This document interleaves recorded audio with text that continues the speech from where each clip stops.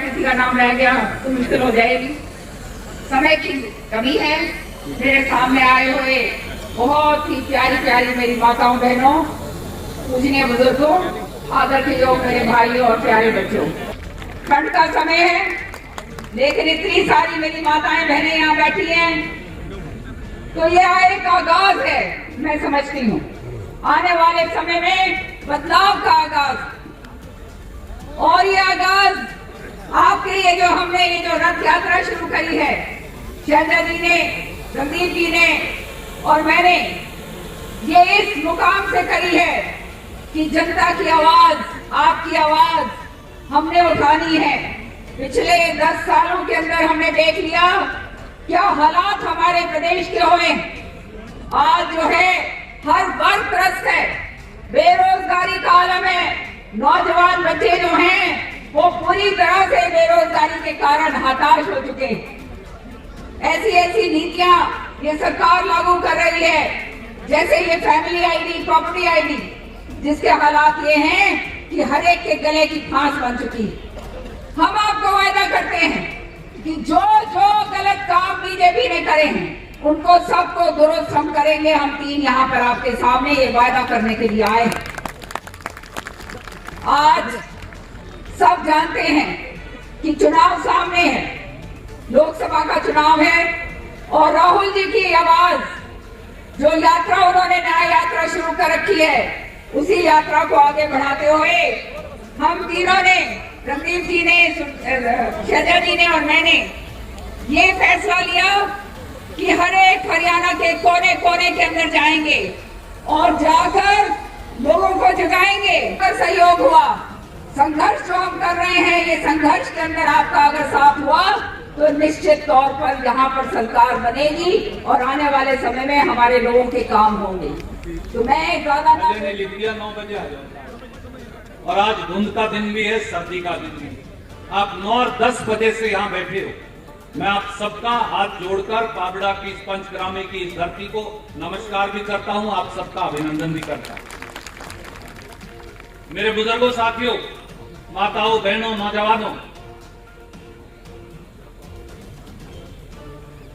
एक तरफ श्री राहुल गांधी जिन्होंने 3600 किलोमीटर कन्याकुमारी से कश्मीर तक यात्रा कर इस देश में बेरोजगारी, महंगाई, नफरत के खिलाफ अलग जगाई। आज भी जब कांग्रेस संदेश यात्रा चल रही तो भारत जोड़ो न्याय यात्रा उत्तर पूर्व से शुरू होकर, मणिपुर से शुरू होकर और बंबई तक चलने लग रही। हमने ये सोचा, हमने निर्णय किया, पूरे देश में जहां न्याय की आवश्यकता, सबसे ज्यादा न्याय की अगर आवश्यकता है तो आज उस सरकार के समय न्याय की आवश्यकता है, क्योंकि भाजपा जजपा सरकार ने अन्याय का कुशासन पिछले 9 साढ़े 9 साल से हरियाणा में फैला रखा। हरियाणा के किसान के चेहरे की रवानी भारतीय जनता पार्टी और जजपा की सरकार ने खत्म कर दी।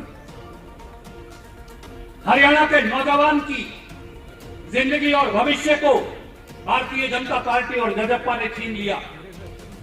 हरियाणा के गरीब, दलित, पिछड़ों को, उनके अधिकारों को भाजपा जजपा ने छीन लिया। हरियाणा की महिलाओं को महंगाई के गर्त में भारतीय जनता पार्टी की सरकार ने झोंक दिया।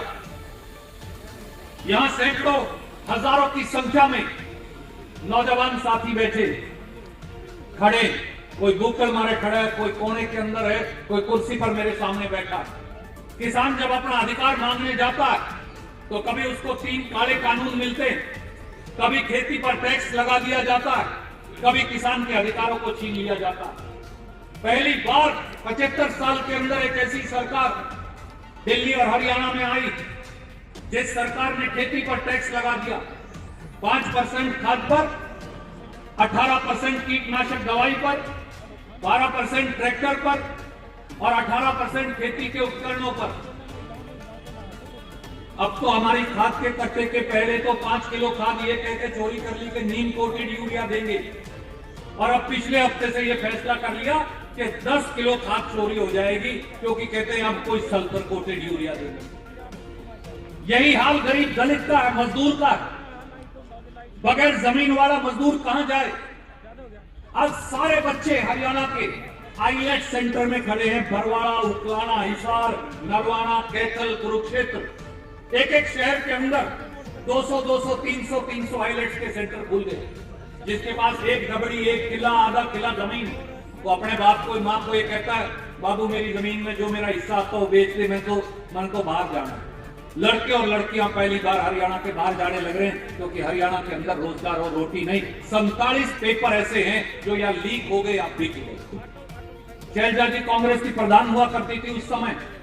हमने हरियाणा पब्लिक सर्विस कमीशन का घेराव किया क्योंकि करोड़ों रुपए की अटैची लेकर, करोड़ों रुपए की अटैची रिश्वत की, आपके बच्चों की मेहनत की, आपकी जिंदगी की कमाई की, वो सारी की सारी सरकार में पब्लिक सर्विस कमीशन के अंदर रखी। कई बार एसआईटी बनी, कई बार और दूसरे काम हुए पर लाभ कोई नहीं। आज कई कार्यक्रम, बहुत सारी बातें मेरे बुजुर्गों और साथियों करने की, पर मैं आज आपसे एक ही बात कहूंगा, हम तीनों की तरफ से, मंच पर वो सारे साथी मौजूद हैं उनकी तरफ से हम इस बात के लिए कृतज्ञ हैं, धन्यवादी हैं। आपके आगे नतमस्तक हैं कि सर्दी के इस मौसम में आप कंधे से कंधा मिला के इस कांग्रेस संदेश यात्रा में राहुल जी, खड़गे साहब